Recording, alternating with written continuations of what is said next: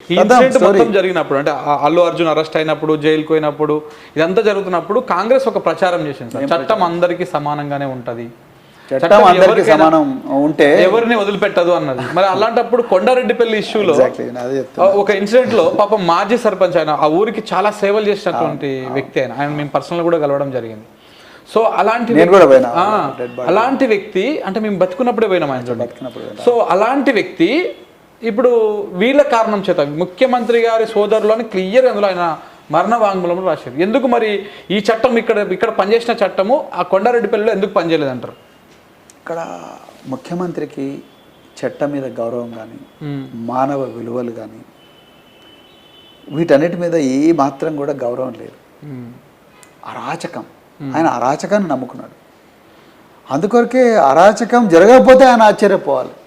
అరాచకం జరగకపోతే ఆయనకు నిద్ర పట్టదు. అరాచకం జరిగితేనే అబ్బా ఈరోజు చాలా అరాచకం జరిగింది, ఎంతమంది శంకర్ మీద ఎన్ని కేసులు పెట్టినాం సైబర్ క్రైమ్ నుంచి, ఈరోజు యూట్యూబ్ ఛానల్ అంతా కూడా వీళ్ళు గజగజ వణుకుతున్నారా లేదా కామెంట్లు చూసుకుంటా మంచిగా హాయిగా అప్పుడు నిద్రపోతాడు ముఖ్యమంత్రి. ఎందుకు చెప్తున్నంటే నిజానికి చట్టమంత్రి అందరి సామాన్లు అని చెప్పి అర్ధగంట మాట్లాడిన ముఖ్యమంత్రి కొండారెడ్డిపల్లి కేసు గురించి కూడా మాట్లాడాలి. ఆయన పాపం సాయిరెడ్డి మంచిగా స్వదస్తూరితోని ఒక రాసిండు. పోలీసు వాళ్ళు మేము అడిగేదాకా కేసు నేను అడిగిన కల్వకుర్తి డిఎస్పీని, ఏమయ్యా ఆయన సోషల్ మీడియా సర్క్యులేట్ అవుతుంది మీరు ఇంకా ఎఫ్ఐఆర్ చేయలేదంటే ఫ్యామిలీ మెంబర్స్ ఇవ్వాలి సార్ కంప్లైంట్ అంటాడు. ఫ్యామిలీ మెంబర్స్ ఎందుకు ఇవ్వాలి? బాడీ ఉన్నది, ఆయన చచ్చిపోయింది సహజ మరణం కాదు, ఆయన తాగి చచ్చిపోయిందని మీ వాళ్ళే చెప్తాను రైట్. ఒకటి సోషల్ మీడియాలో ఒక సూసైడ్ నోట్ సర్క్యులేట్ అవుతుంది, మరి దాన్ని మీరు ప్రింట్అవుట్ తీసుకొని అది జతపరుస్తూ మీ కానిస్టేబుల్తోని బాడీని చూసిన కానిస్టేబుల్తోని సోమోటో ఎఫ్ఐఆర్ చేయొచ్చుగా, మీరు చేయడంట. అప్పుడు మేము ఇక ఫోర్స్ చేసి మేము రావాలన్నది అప్పుడు అంటే సార్ ఇక మేము చేస్తున్నామని చెప్పాడు, అసహజ మరణం అని చేసిండు. నేనన్నా మరి ఆ సూసైడ్ నోట్లో రేవంత్ రెడ్డి బ్రదర్స్ పేర్లు ఉన్నాయి కదా అవి పెడతారా నిందితుల కాలంలో అన్నాను. సార్ దాన్ని ఎఫ్ఎస్ఎల్కి పంపించాలి కదా సార్ అంటాడు.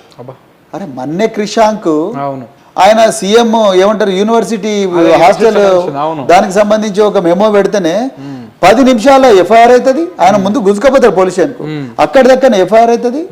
అది ఎఫ్ఐఆర్ కాపీ మేజిస్ట్రేట్కి పోతుంది 10 నిమిషాలనే. ఇంకో 15 నిమిషాల తర్వాత మన్నే క్రిషాంక్ మీద అరెస్ట్ కార్డు ఇష్యూ చేస్తారు. మన్నే క్రిషాంక్ మేజిస్ట్రేట్ దగ్గర పోతాడు, ఆయన రిమాండ్ చేస్తాడు, జైలుకు కూడా పోతాడు. మన్నే క్రిషాంక్ వారం రోజుల తర్వాత జైలు నుంచి బయటకు వస్తాడు. ఇంట్లోనేమో ఈ రోజు అడిగిన నేను మళ్ళీ ఒక సీనియర్ ఆఫీసర్ను, ఆ కేసు చూసి సీనియర్ ఆఫీసర్ ఏమైంది అంటే సార్ ఫోర్జరీ కేసులు టైం పడుతుంది కదా సార్ అంటే. చట్టం అందరికీ సమానం ఎట్టవుతుంది? దుర్గం చెరువులో తిరుపతి రెడ్డికి ఒక చట్టం ఉంటుంది, లగచెర్లలో తిరుపతి రెడ్డికి ఒక చట్టం ఉంటుంది, రేవంత్ రెడ్డి బ్రదర్స్ ఇంక వాళ్ళకి ఎంతమంది బ్రదర్స్ ఉన్నారో నాకు తెలియదు, వాళ్ళకి ఒక చట్టం ఉంటుంది. ఇంతమంది బ్రదర్స్కు 7 చట్టాలు ఉంటాయి. చట్టం అందరికీ సమానం అని రేవంత్ రెడ్డి అంటున్నాను కాదు, కాంగ్రెస్ నాయకులకు ఒక చట్టం. ఇలా నేను జగిత్యాల్లో పెట్రోల్ పంపుకు పోతే పెట్రోల్ పంపులో గడబడి జరుగుతున్న 2 కానిస్టేబుల్ వాళ్ళని కూడా కొట్టిండ్రు, కాంగ్రెస్ వాళ్ళు